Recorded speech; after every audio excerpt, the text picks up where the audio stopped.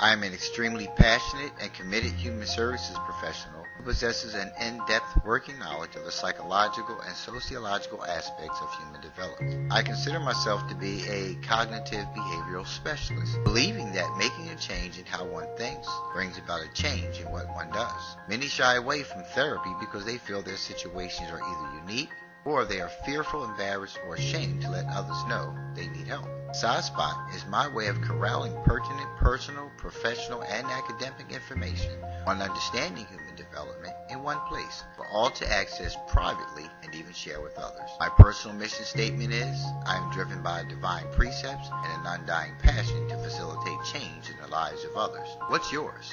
Let SciSpot guide you through your healing and provide you with many other ways of becoming better today than you were yesterday. Come on in and join me.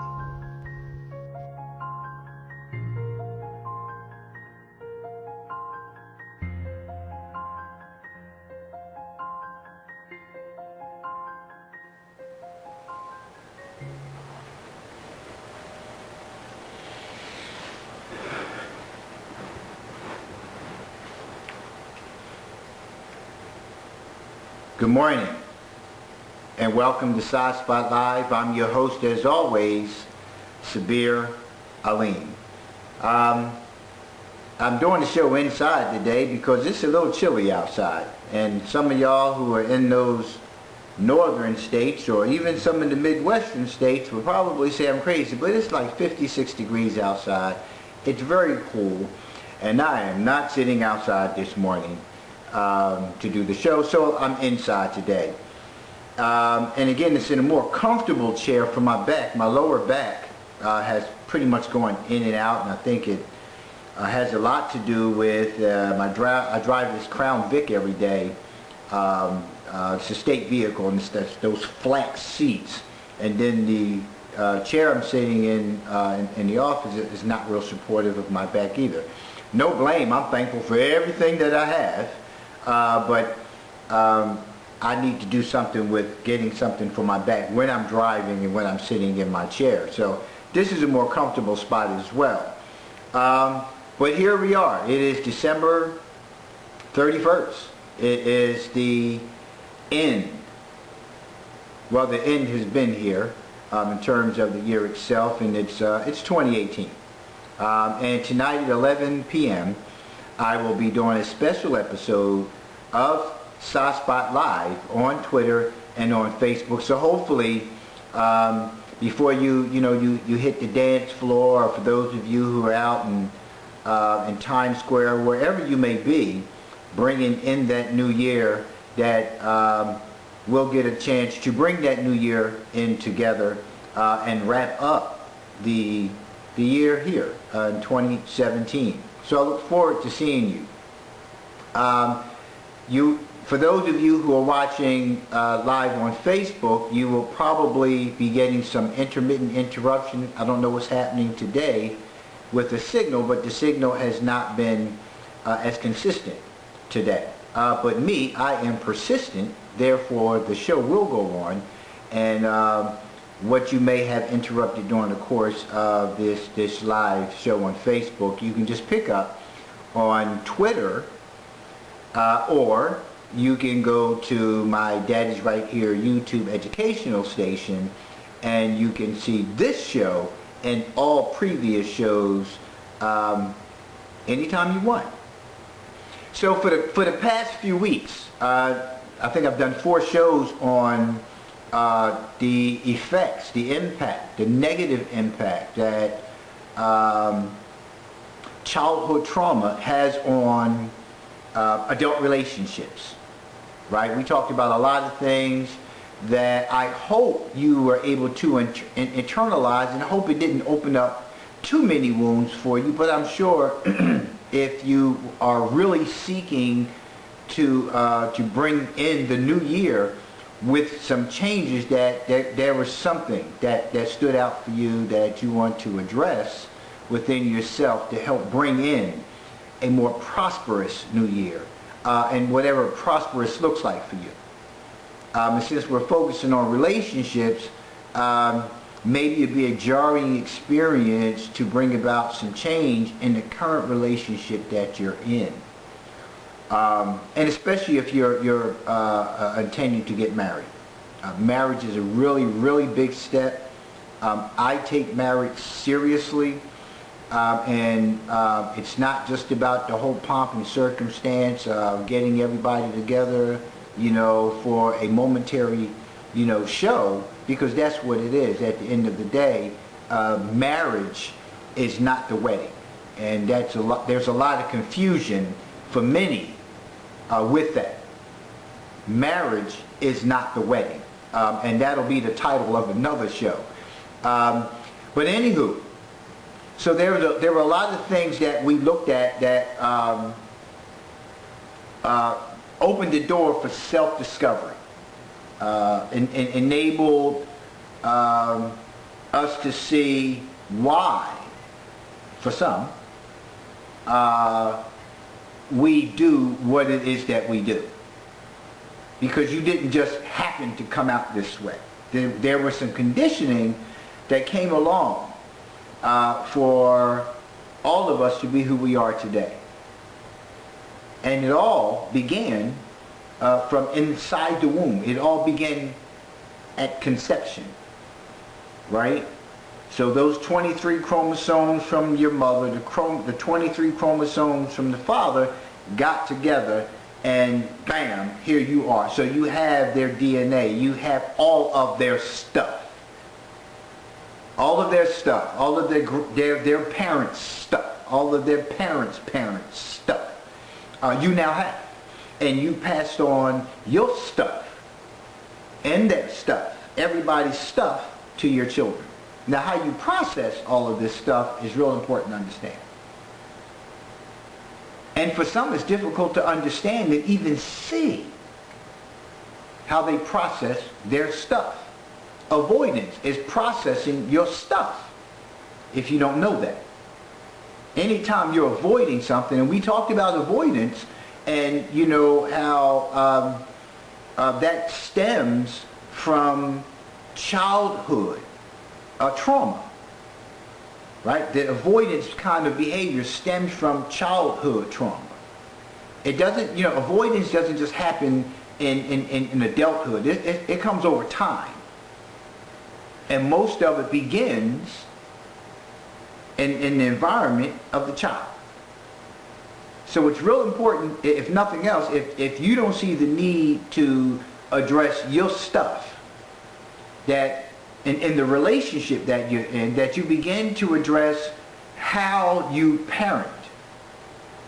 Because the way you parent is based on your own condition and the perception of your own parents, right? It's important to understand that, right? Because that's how you're going to parent your children. Exactly the way you're conditioned. So if you got nothing else from this show, right? Take a look at how your behavior in your environment will traumatize, may have already traumatized your child or your children to become just like you. Because you reinforce it, because it's within you, because it's part of your condition. So whatever you are imposing upon your children in the way of how you address things, problem solving, communication, dieting. You see families of people who are obese because the parent consumes things that are unhealthy for them, and that's the same thing that they have in the house. Therefore, how can it not be passed on to the child? Right? When you are consuming negativity, negative spirituality, no, let me change that.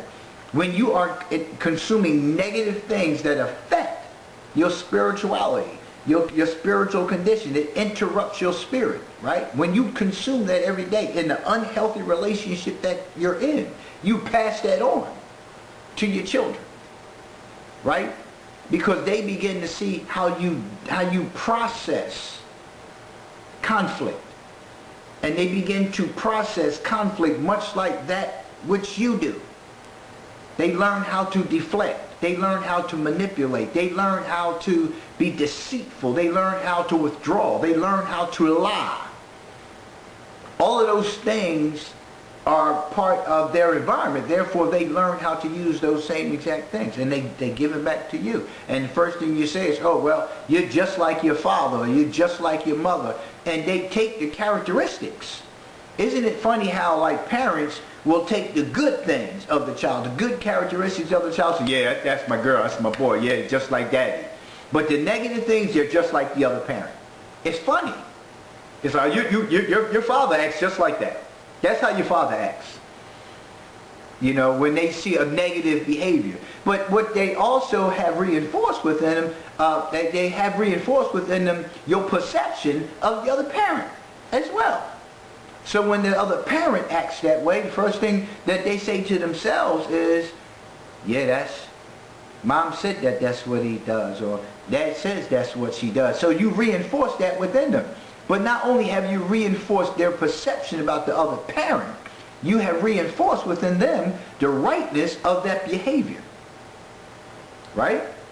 And we talked about that in trauma, right? How you reinforce certain antisocial behaviors within a child.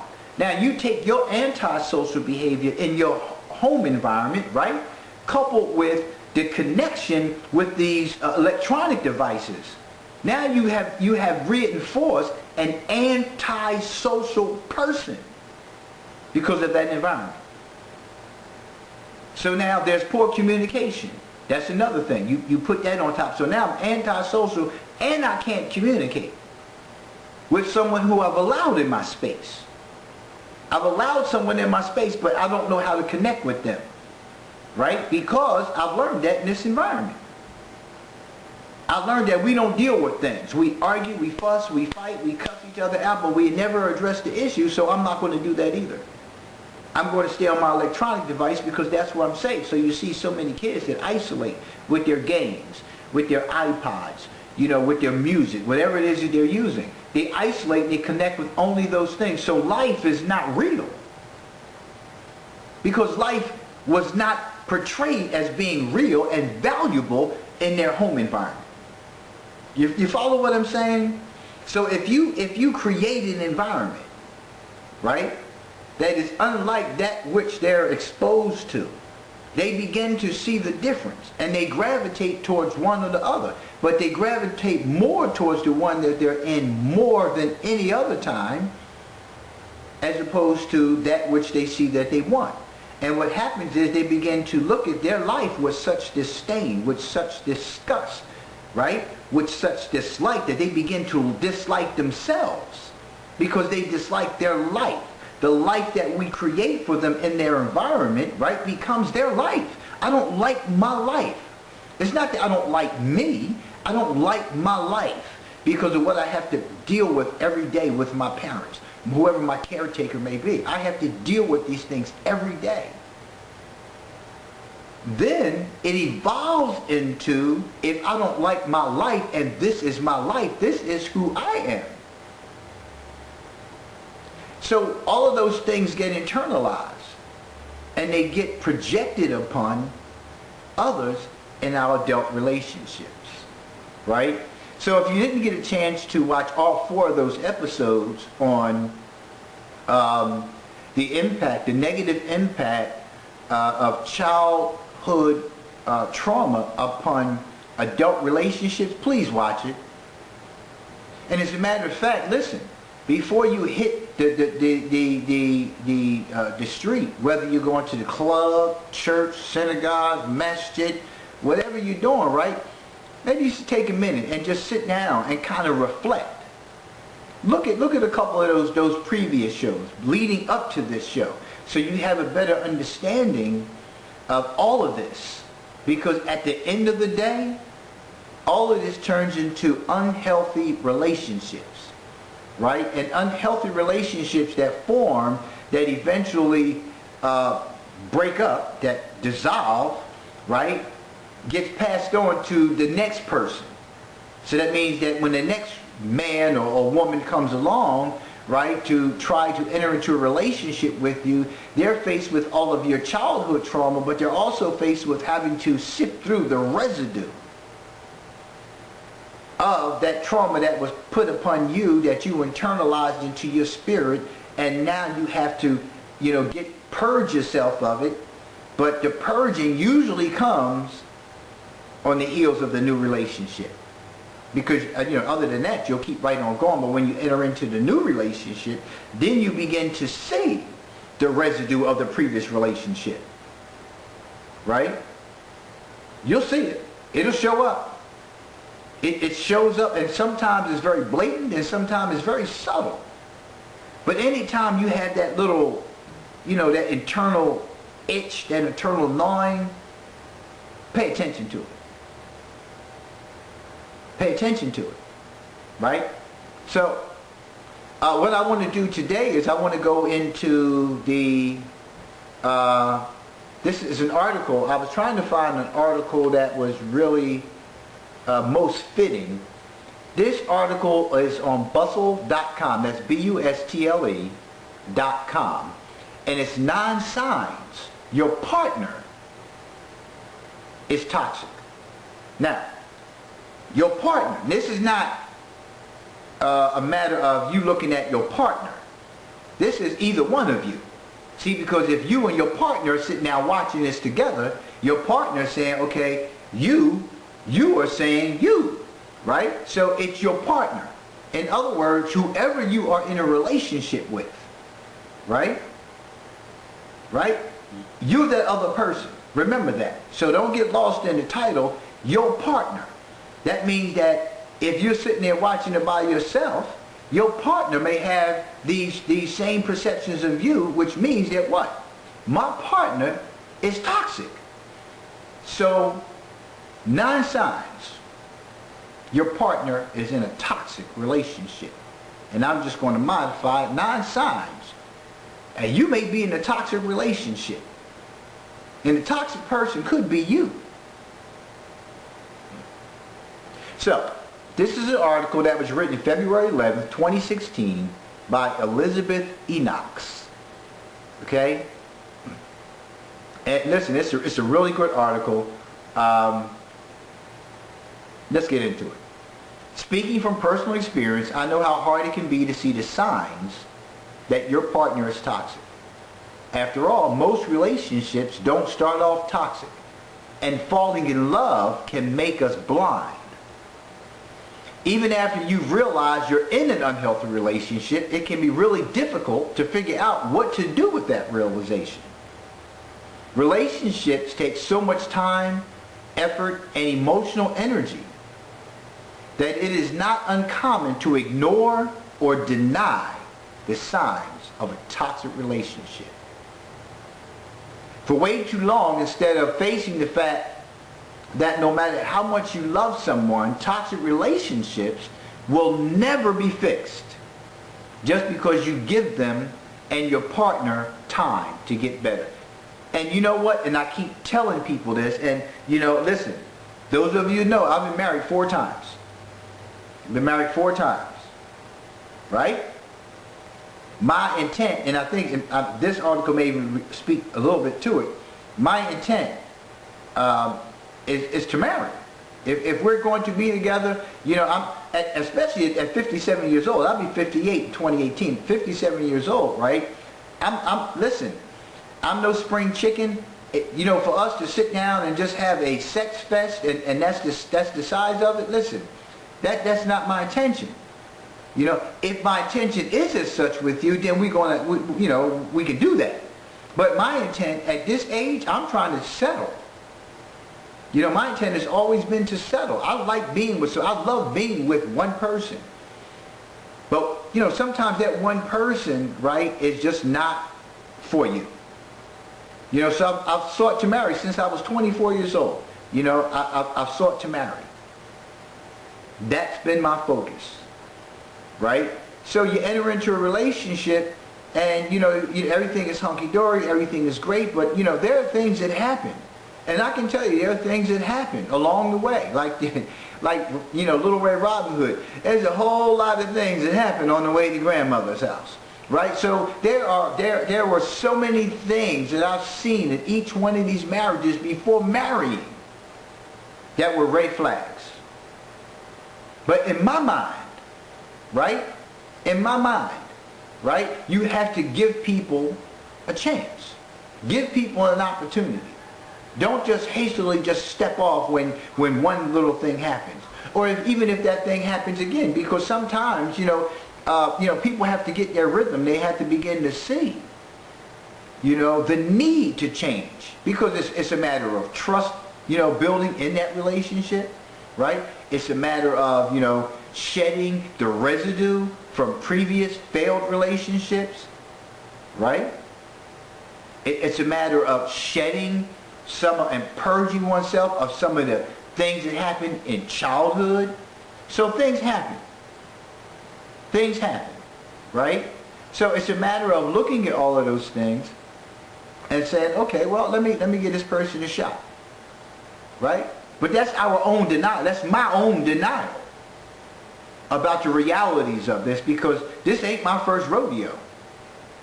I know when certain behaviors present themselves, and and I address them, I speak to them, and I'm the kind of person, I will just speak to things that affect the relationship, the environment, right? Because I believe in having a peaceful environment, right? I don't like, we should be able to sit down and talk. I'm a talker. I'm a problem solver. Let's fix this. Let's have some resolve here. That's the kind of person that I'm in, right? And I'm gonna call you on something if you're being hurtful towards me. But I also learned that that I also withdraw. That part of my codependent side, will allow certain things to go on in hopes of it'll work itself out. But folks, let me give this to you. It ain't going to work itself out. Where you find a person is where they want to be. Always remember that. Where you find a person is where they want to be. If they don't want to be there, then in the conversation you should hear, I'm going to therapy. I address this with that, this person, or that with that person. I'm aware of this and I need support. I need help in addressing this because this is a problem for me. That's a whole different look. But when you have a behavior that happens and it makes you go, and that's look good, but I don't know if I can take that one. You have, listen, if you got it, then roll. Because it's not going to change. It's not going to change. You can hope all you want. If you feel a negative reaction within your spirit about a behavior and you speak to it, and you got to base it on two things. You got to base it on their reaction, their nonverbal reaction, and their verbal reaction. And you got to pay attention after that. Right? Because if it happens the second time, I'm just saying, listen, I'm saying what I'm saying, because if it happens the second time and in between the first time and the second time there's been no work done on it, listen, you're a volunteer thereafter. You're no longer a victim. You are a volunteer. Trust what I tell you. Trust what I tell you. It's not going anywhere. It's going to stay there. It is going to stay there. Right? That behavior will never go away. You can't fix it. And this last statement is so on point. No matter how much you love someone, toxic relationships will never be fixed just because you give them and your partner time to get better. In the time that they're talking about getting better, you're getting sicker. And then you find yourself 5, 10, 20 years down the line, still in that situation. You done got complacent. The hell with change. The sex is great. The bills are paid. I'm good. I'm good. No, I'm not. I'm not. I'm not good. So you can't fix it. You can't fix it. It's not going to go away. And truth be told, it's only going to get worse. Back to the article. Deep down, I think anyone who has found themselves in a toxic relationship knows, in most cases, that the only solution is to get the heck out of there. Since we all know breakups are often horrible experiences that can take a long time to fully recover from, choosing to ignore or deny the signs that your relationship has become toxic, or giving your partner unlimited chances to start treating you better, can seem like a solution. Right? Think about that for a minute. Think about how long you've been in that relationship. Whether you've been in that relationship for a month, a week, a year, 5 years, 10 years. Think about it. How long has this behavior going on?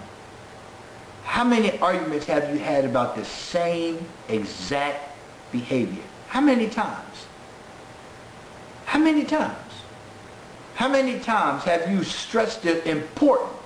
Because if you're stressing it's important, right, that means it's important to you.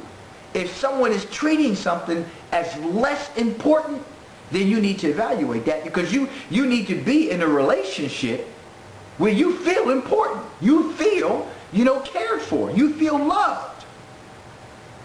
You feel respected. It's not respectful of you when a person continues with the same behavior over and over and over again. It is not respectful of you. And I had to learn that the hard way.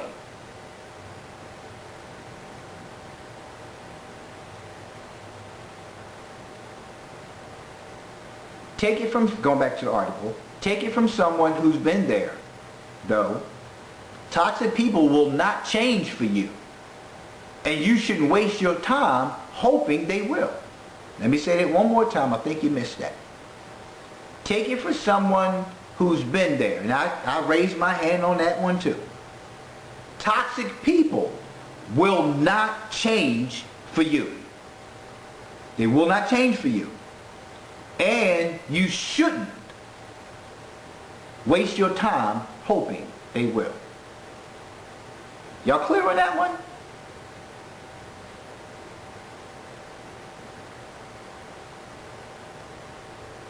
If you think you might be in a toxic relationship, read on. Here are 9 signs you're with a toxic partner. All right, here we go. Number 1, you feel like you can't be totally yourself around them. Now, that's a big one. Let me read the number 1 first, and then I'll have some dialogue on it. If you feel like you can't be yourself around your partner, either because they'll make fun of you for it, or just because you feel like you need to adjust your personality to make them happy, then you're in a toxic relationship. Your partner is supposed to be someone you can be 100% yourself around. So if that's not the case, something is very wrong. Now, it didn't say 50%, it didn't say 60%, it didn't say 70%. If I can't be who I am 100% of the time around you, it's a problem. Now, that's not to say that any foolishness, because I have my stuff like everybody else. That's not to say that any of those things that I do present of self that are offending to you, that I will not address, because I need to address those things. So let me be clear. But I should be able to be as silly as I want to be. I should be able to be as intense as I want to be. I should be able to be whoever I want to be. Period. If my behavior, if anything about me is making this relationship feel uncomfortable, right? Then we need to talk about that, because I will do things that you may not like. That doesn't mean that that's the end of the relationship. It means that we need to have a conversation.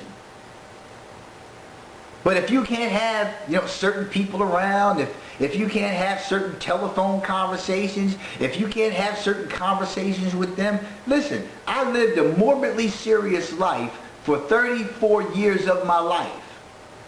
I left that life to enjoy life. To enjoy life. So I'm a jokester. I like to have fun. I like sitting on the patio, when it's pouring down raining. I love the rain. I love walking in the rain. I love holding hands, walking down the street. I don't care if we're in the mall. I don't care if we're getting out the car, going into the supermarket. I love cuddling. I love watching movies. I love talking. I love all of those kind of things. Right? And the list goes on and on. And if I'm with someone who I feel I can't be that way around, I don't need them. I don't need them. What's the point of having them? And that's what you have to start looking at. Can you be 100% yourself with this person? And if you can't, what are you there for? Because this is where cheating comes in. Right, wrong, or indifferent.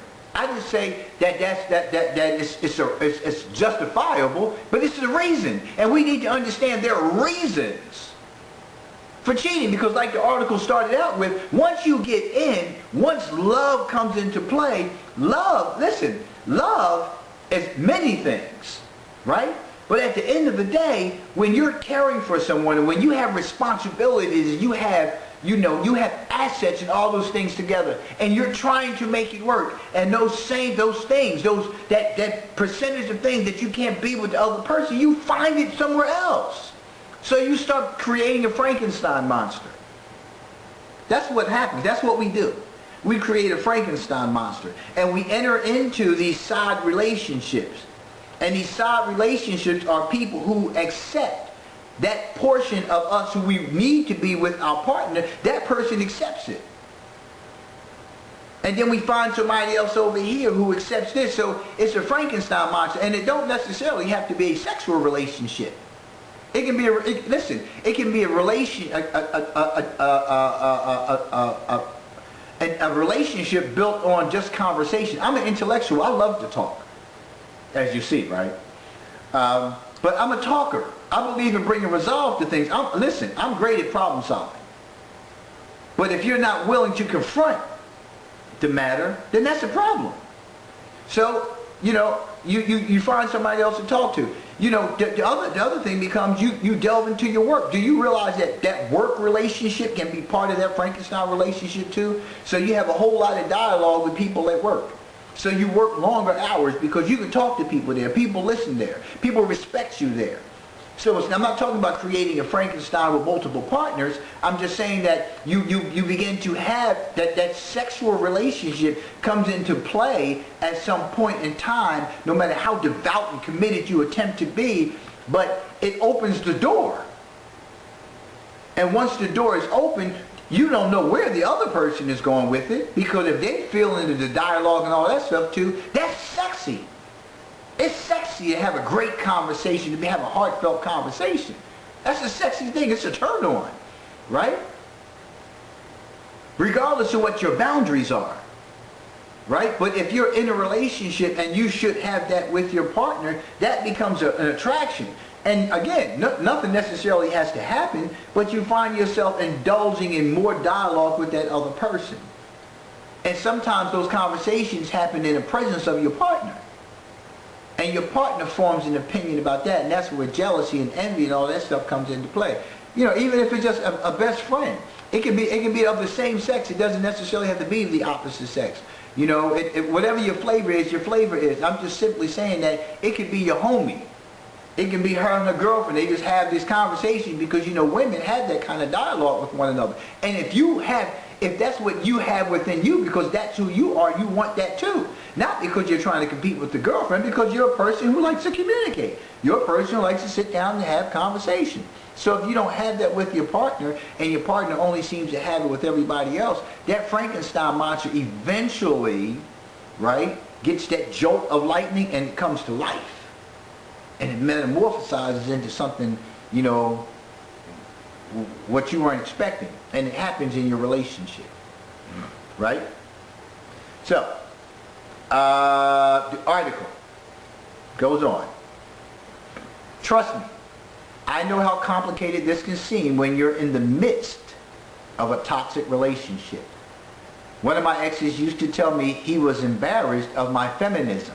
And instead of immediately realizing that that was ridiculous, I started to doubt myself and tried to avoid talking about gender inequality around him. And you know, and just think about it. Think about how many conversations you avoid having with people because of their perspective of things. That's not good. That's not good at all. It's not, because this person, you know, is embarrassed by her feminism, you know, and she avoided, you know, talking about gender inequality around him. So she can't be herself. But then there's an aspect of that that is also, on his part in regards to this article, is about control. It's about control. And I'm going to do a show on controlling relationships at some point in January. But that's a form of control as well. Right? I'm going to get mad about this, so you don't talk about that. Right? So don't talk about that around me. That's not a healthy relationship, folks. That is not a healthy relationship. Don't talk about that around me. Excuse me? Yeah, I don't want to hear nothing about none of that. Well, that's that, remember that 100% of me you supposed to accept? Yeah, but I don't accept that. And that happens on both sides. It's control, folks.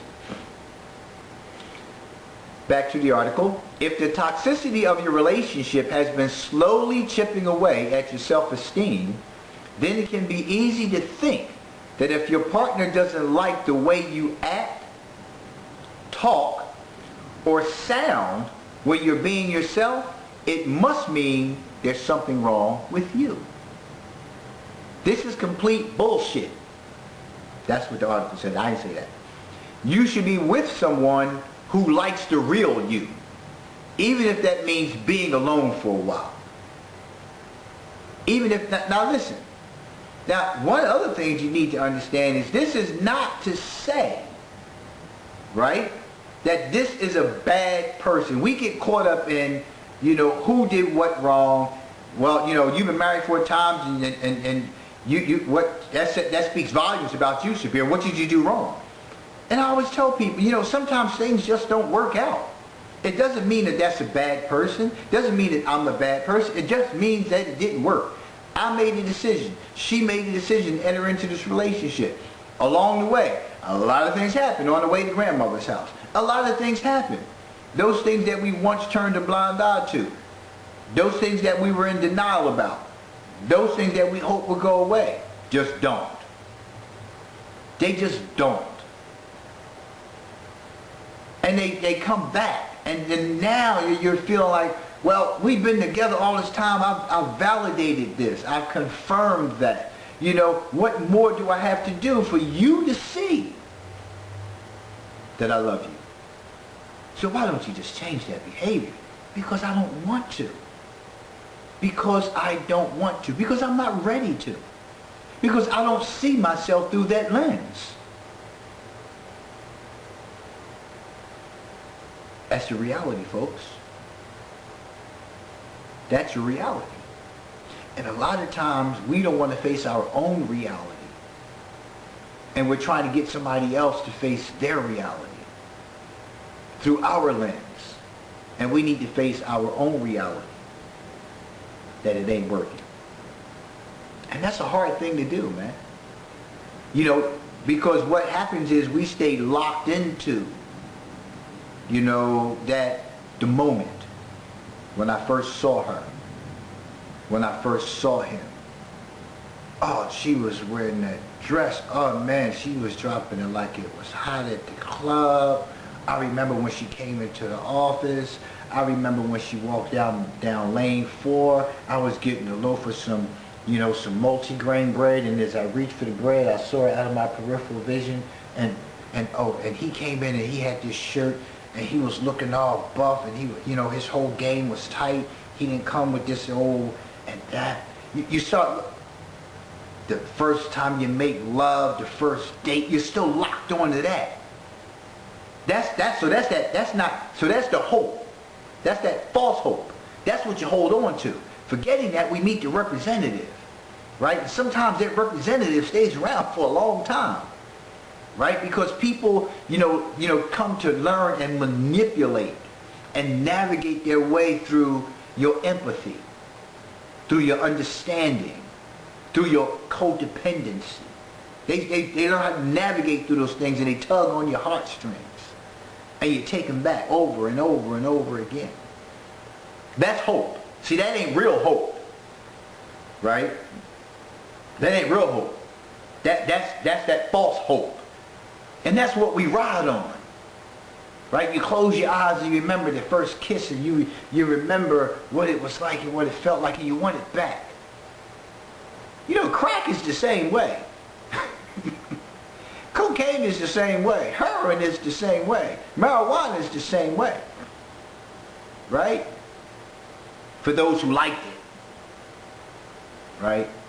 But I'm just saying, once it snatches you up and it got you, you're always looking for the first one. Always looking for the first one. See, that's what's significant about relationship building. Right? The first one, you should always be looking for each day, and you should be getting it each day. You should be getting, it's never going to be like the first time. The first time is just that. So if each day is the first time, and you making every day the first time and building on the very first time, right? You build on that. So that way you don't have to be 5 years down the line looking back on the very first time we met. Because you sit there and you smile and be like, that shit ain't never changed. Man, we still on that thing.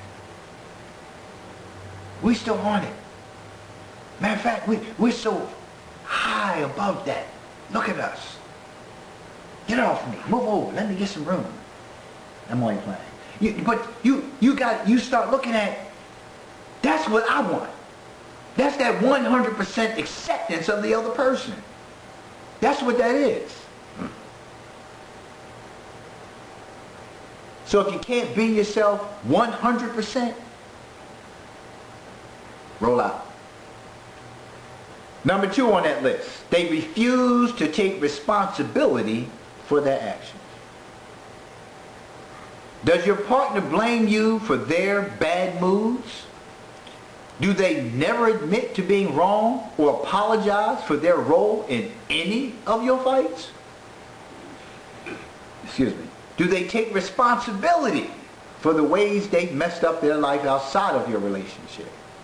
For example, when they fight with a friend, do they never admit to their role in it? Do they blame their lack of success on their boss, teachers, or co-workers, but never see how they could have been part of the problem? If so, they are toxic. And your relationship with them probably is too. You have to look at a person's worldview. And I talk about this a lot on my show, The Wise View, which will be coming back in January, about personal responsibility, right? So often, I hear people sit around and complain and complain and complain. The police need to do this, the city officials need to do that, the government needs to do this, that, and that for us, and so on and so forth. And I said, well, what are you doing? Oh, well, they don't let me. I've always been in my way. Nobody has been in my way to keep me from progressing. I've been in my own way. I don't sit back and say, well, they didn't hire me because I'm black. Maybe they just didn't hire me because I'm unqualified. And if that particular person chose not to hire me because I'm black, does not mean the company is racist. It's that individual. So I don't turn around and bash the whole company. I don't turn around and use that as a damn crutch. I keep moving. So when I began to take responsibility for my life, and I began to, pursue academics, and I began to formulate, a philosophy of life, right? And I delved more into my craft, right? And understanding the significance of my credentials and how I need to make sure that integrity was first and foremost and all those things, right? When I began to do those things, I began to move up that ladder. I was at one place for like 15 years, and I went from the bottom to the top in every place I ever worked. In every place I ever worked, I always advanced. So when you see a person who is always advancing and is putting in time in one place, that speaks volumes of their character and conduct in a relationship, because that's a relationship. But if you see somebody that's going from job to job, that's always complaining about the employer, that's always complaining about employees, that's always complaining about having to go in, that's always complaining about, I don't feel like going in today, they wearing me out, so and so, that's part of the job. I mean, sure, we all say, yeah, they got the butter from the duck today. Whew! Yeah, that happens. We know there's difficulties with jobs, but you may have had a bad day, you talk about it, but where's the gratitude? Because if people don't have gratitude outside of the relationship with you, what gratitude do you think they're going to have toward you in that relationship?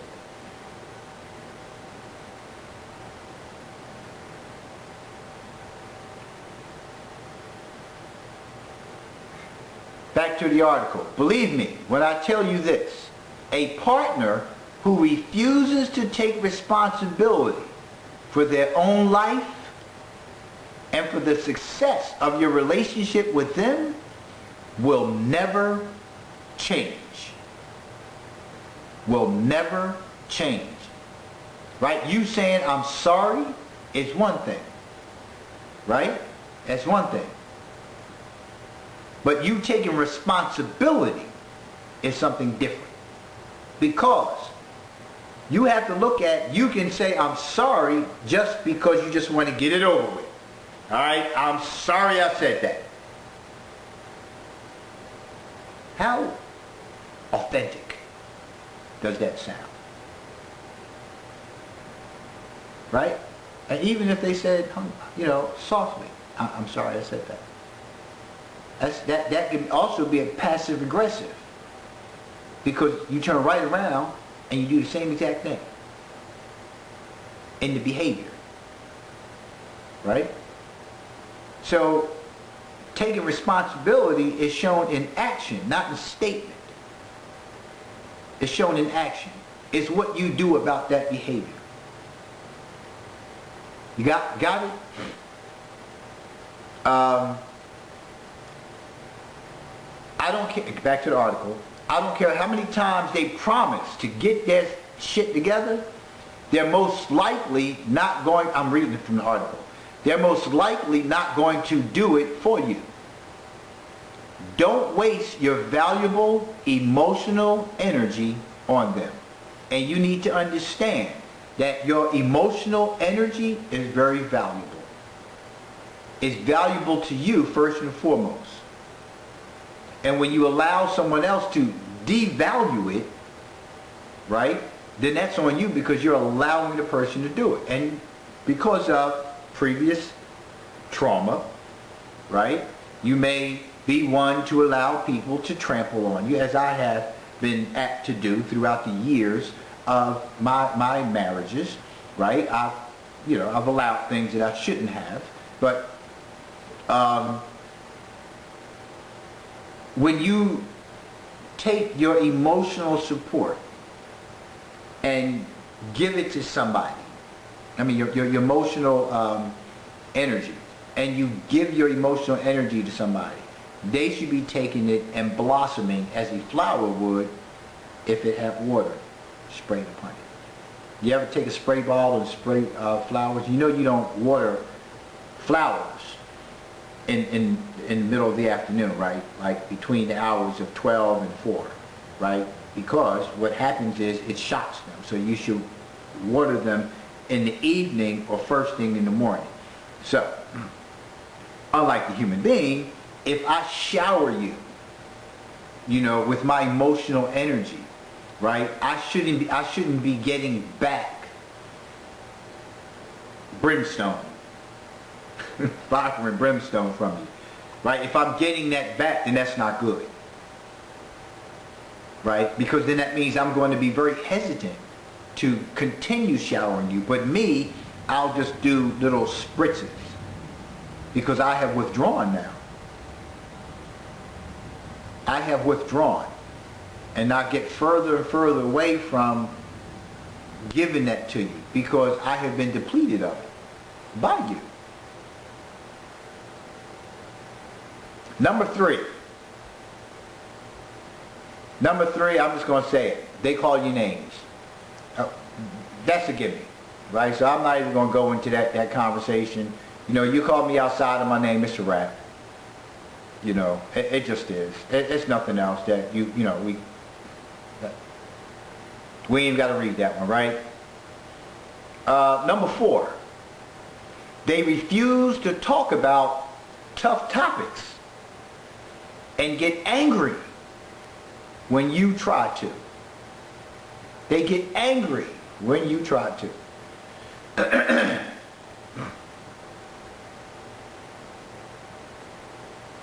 Part of being in a serious, long-term relationship is being able to talk about difficult topics with your partner.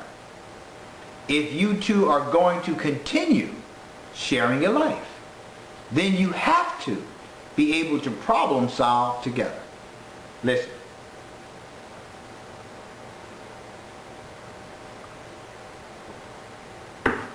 We're talking about life, partner. We're not talking about a set ship. We're not talking about one of those situations. When you are talking about a life partner, listen to what I'm saying to you. And when I say life partner, I mean this. If you are in any level of a relationship with someone who is you are allowing to occupy your time, that's a life relationship. I didn't say a lifetime relationship. Any time you are spending with that other person, you are taking a part of your life. You are taking time from your life to be with this person. A lot of times we're wasting our lives with other people. There's not going to be anything coming out of this. Okay, where are we going? Other than to bed, right?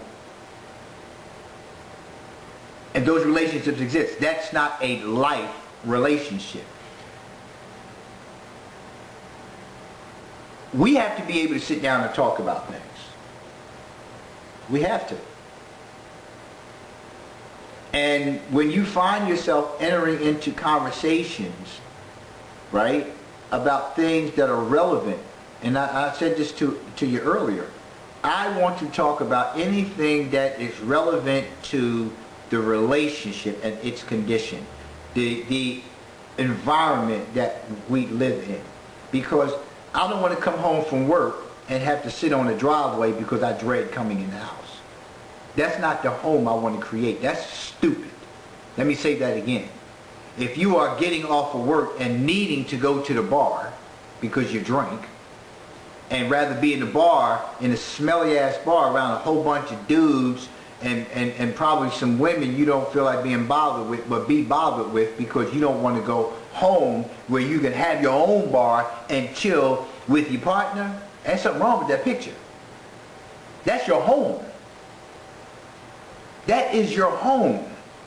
And if you're not creating a home, then you're just living in a house or an apartment Or in some cases, some are living in a room. What's the point? What's the point, man? So we need to talk about important things. And I need to feel like I can talk to you about important things. And not only do we talk about these important things, that we bring some resolve to it. Because that's all part of communication. It's like you talk about, this is what happened. You talked about, so it's like confrontation. Then it's conversation about what took place and thoughts and feelings and all those things. And you get feedback from both sides. And then you got to bring some closure to it. You got to have some resolve to the situation. So it's confrontation, conversation, and closure. It has to be closure. And what happens is in these kind of situations where the other person, the partner, doesn't like to have conversations about serious matters, and it turns into, that's a deflection. But then remember, it go back to childhood trauma. When we talk about that avoidant behavior, because people begin to avoid difficult situations, painful situations. They don't necessarily have to be fact, but fabricated within the mind, because I told you how powerful the mind is. And once you latch on to allowing the trauma to drive your life, becomes the driving force behind what you do and how you do things, this behavior, it is going to be prevalent throughout each and every relationship. Through each and every relationship. So we have to be able to talk, because we're sharing a life. I don't want to feel like I can't talk about those things, and then you tell me I can talk about them, and then when I talk about them, you react negatively. I'm going to stop talking to you. And we're never going to talk. And we're going to always find ourselves fighting. But that works for the other person. Because then we don't have to talk about important things. Then we can waste time on trivial things such as why you don't talk to me. Why you always get mad. Why can't... That's what you're going to continue to endure. So it's not going to be ever going anywhere. Because there's always an argument. And even those feeble attempts, right, dissipate. The feeble attempts by the other person dissipate in the midst of the argument, because they're already feeling uncomfortable and waiting for the moment to pounce, to deflect, to get out of this, because I don't want to feel this.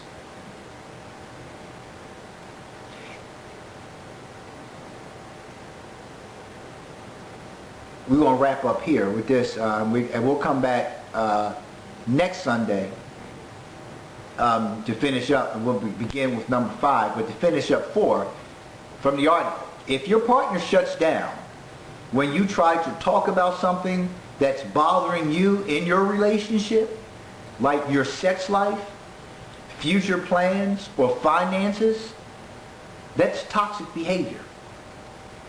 Let me say it again. If your partner shuts down when you try to talk about something that's bothering you in your relationship, this is your relationship, it's yours and mine. This is important in our relationship, right?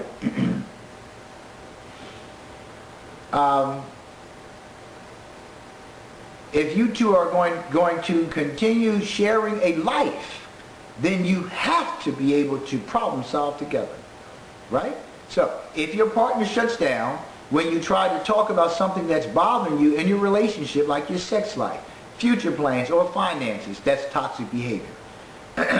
If your partner gets angry with you for trying to talk about the issues that really matter, that's a clear sign that your relationship has become toxic, and that it's not going to get better.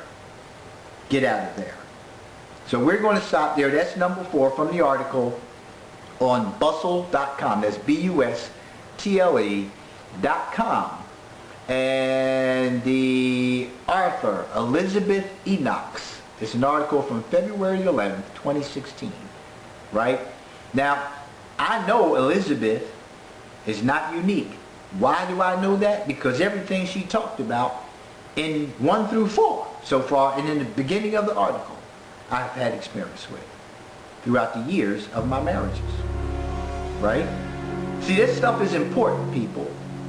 You can't keep going up here for solutions to everything. You got to read things. You got to look at articles, and you can always find an article to support your position. But are you looking to support your position, or are you looking to learn about yourself? See, don't go and find something and say, see, I'm not looking for that. I'm looking for things that help me grow. I want to know what a toxic relationship look like. Am I in one? Some people don't believe that they're in one. But when you look at articles, when you say, what's an unhealthy relationship? What's a healthy relationship? Right? Because some people are in unhealthy conditions or in long-term relationships, unhealthy ones. But then when you show them, well, this is a healthy relationship, they'll be like, wow, that's healthy? But is that one person's position on healthy? Well, no. Just look at all the articles on healthy and ask yourself, what do you want? So I'm trying to give you an idea to see what toxic is, which is also unhealthy. Is that what you want? If that's not what you want, then you have to look on the other side, what is a non-toxic relationship? What does that look like? Because so far the things that you're hearing, it's like, okay, wow, yeah, they're really hitting the nerve. They're really hitting the nerve.